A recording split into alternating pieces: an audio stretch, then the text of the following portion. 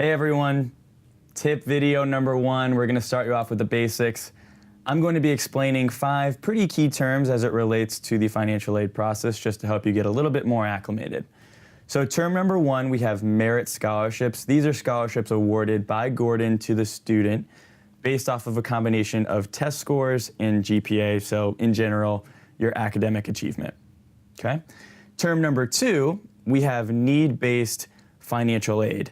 Now, these packages are based off of the results of your FAFSA. So maybe you're wondering, what is a FAFSA? Good question. Term number 3, FAFSA, stands for Free Application for Federal Student Aid. Try saying that 3 times fast.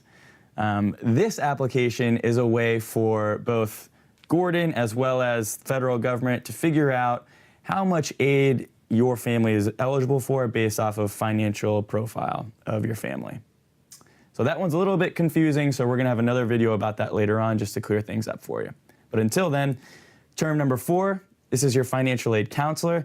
This is someone on staff, like someone like me who is an admissions counselor. This is actually someone in our Student Financial Services office who will be working closely with you and your family to answer any questions that you have, particularly as it relates to the financial aid process. So we'll be collaborating to make sure that you guys have all the info that you need.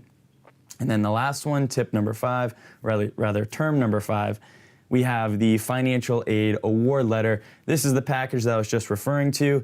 This lays out all the costs, expenses, scholarships, grants that you received, just gives you the bottom line in terms of what you can expect as you're making your final decision about Gordon. So take a deep breath. We're here to help. We can answer any questions that you have. And if you'd like to get a head start, the first thing that you can do is actually go to the Federal Student Aid ID page, which we've included a link below. You can create your FSA ID. Now, this is essentially a password and login that you'll use to complete all the necessary documents to get that process started. A couple important things to note: both parents and students will need an ID. And then in addition to that, you need to remember to include Gordon as one of the schools that you're applying to, just to make sure that we get all that info as well.